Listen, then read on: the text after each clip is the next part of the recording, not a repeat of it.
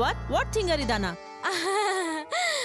అంటే అది తింగర్దానా అంటే బ్రిలియంట్. Oh I see.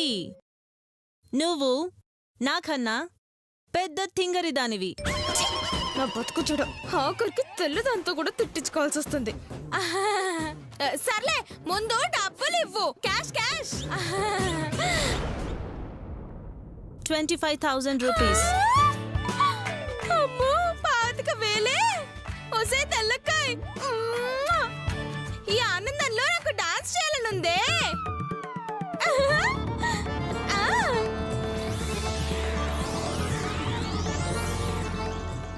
ఒసే తెల్లకాయ్, రేపు కూడా ఫుల్గా పేడ తెస్తాను. డబ్బులు రెడీ చేసుకో. Bye bye bye. డ్రైవర్.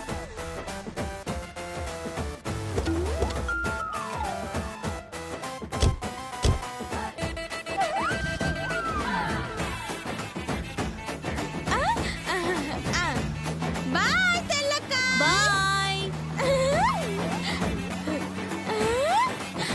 25,000.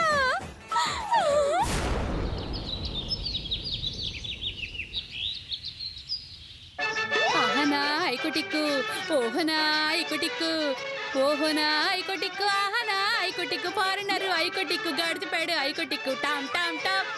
అయ్యో అయ్యో అయ్యో, గాడిదపేడకి ఇంత విలువింటుందని తెలిస్తే ఎంచక్క గాడిదనై పుట్టేదాన్ని. చీచీ, నేనైతే మనిషినై పుట్టి గాడిదని పెళ్లి చేసుకునేదాన్ని. పాపం, ఇప్పుడు గాడిదవై పుట్టి మనిషిని చేసుకున్నావా? చాలే. అవును, అన్ని డబ్బులు నీకెక్కడి నుంచి వచ్చాయమ్మా? కష్టపడి సంపాదించానే.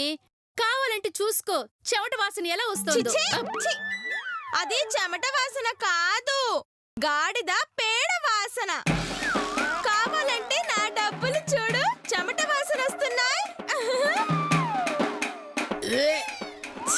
చిచి, అవునులే. కాకపోతే మనిషి చెమట కాదు, గాడిద చెమట వాసన వస్తోంది. అంటే నేను గాడిదనా? చచ్చా, నేను గాడిదతో పోలిస్తే పాపం అది ఫీల్ అవుతుంది.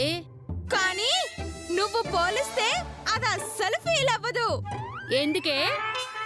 ఎందుకంటే గాడిదకి నీకు పెద్ద తేడా లేదు కదా, అందుకు. చంపుతాను పిచ్చి పిచ్చిగా వాగావంటే. అయినా నీ దగ్గర ఇంత డబ్బు ఎలా వచ్చింది? మరి నీ దగ్గర ఎలా వచ్చిందమ్మా? ఇది మా నాన్న ఇచ్చాడు. ఆహా, ఆ పేడకున్న ఫారిన్ వాడు మీ నాన్న. ఇద్దరికి పోలికలే లేవే. చంపుతా. వాడు మా నాన్నంటే?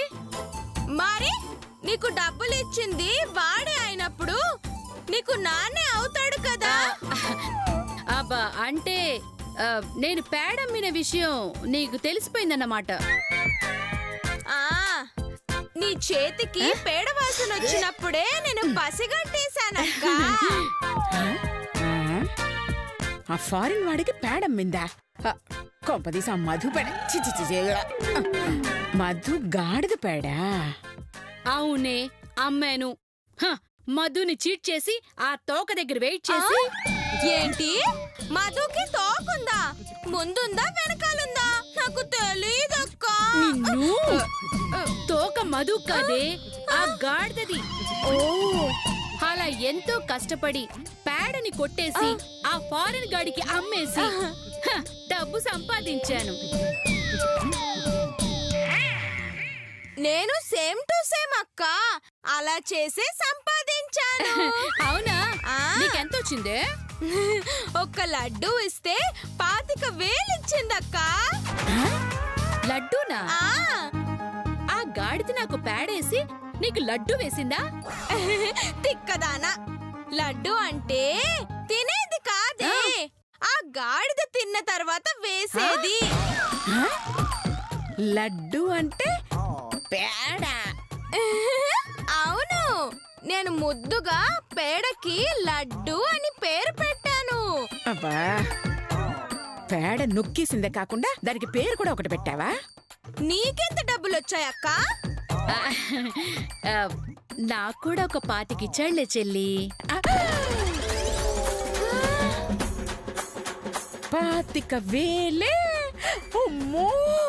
ఒక్క లడ్డుకి 25,000. చిన్న పేడ ముద్దకి అంత డబ్బు ఎందుకిచ్చాడబ్బా? అక్క రేపటి నుంచి ఆ పేడను సగమే అమ్ముదాం. ఎందుకు? ఆ పేడ ఆయుర్వేద మందుల్లో కలుపుతారంట కదా. అవును, అయితే ఈ పేడ నొక్కినట్టే వాళ్ళ దగ్గర ఆయుర్వేద మందులు నొక్కేసామనుకో, అప్పుడు రెండింటిని కలిపి అమ్మచ్చు కదా.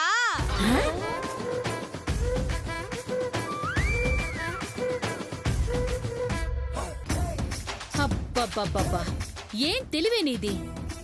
ఈ తెలివి చూస్తే అత్తయ్య గారిని మించిపోయేటట్టున్నావే. ఆవిడ బొంద. ఆవిడది ఓ తెలివేనా? ఏదో అత్త కదా అని చెత్తవాగుడు వాగినా చప్పట్లు కొడుతున్నాం కానీ, లేదంటే మన తెలివి ముందు ఆవిడ తెలివి ఎంత చెప్పక్క. నిజమేనే, లేదంటే ఆమె కంటే ముందు ఆ పేడ కొట్టేసి 25,000 సంపాదిస్తావా? నిజమే అక్క, పేడ విషయంలో మాత్రం అత్తకు మించిన కోడల్లో అనిపించాం. అక్క ఈ డబ్బులతో పండగ చేసుకుందాం పదక్క. అమ్మో అమ్మో అమ్మో! ఆ గాడిద పేడ వెనకున్న సీక్రెట్ ఇదా? ఇంకా ఏ మాత్రం ఆలస్యం చేయకూడదు. నాన్న చేతు ఇక్కడ కాదు. ఏంటే ఆ మధు గాడిదకుంటే నేను పార్టీ ఇవ్వాలా? రేయ్, ఆ అడ్డగాడిదనుకున్న నిలువు గాడిదని అడగరా? నన్ను అడుగుతావేంటి? పెట్టే ఫోను. నాన్న చేతు! చేతు! నాన్న చేతు! ఏంటమ్మా, ఏంటి ఆడావిడి? ఏం లేదు నాన్న, మన ఇంటికి అదృష్టం ఆ గాడిద రూపంలో వచ్చిందిరా. అదృష్టం గాడిద రూపంలో రావడం ఏంటమ్మా? అయ్యో! అయినా మధు గాడిద కొందిగా దేనికమ్మా? చాకిరేవులో బట్టలు ఉతికే వాళ్ళకి అద్దెకి ఇవ్వడానికా? అయ్యో, అది కాదురా, గాడిద పేడని అమ్మడానికి. గాడిద గుడ్డేం కాదు అమ్మా. గాడిద పేడను అమ్మడం ఏంటమ్మా?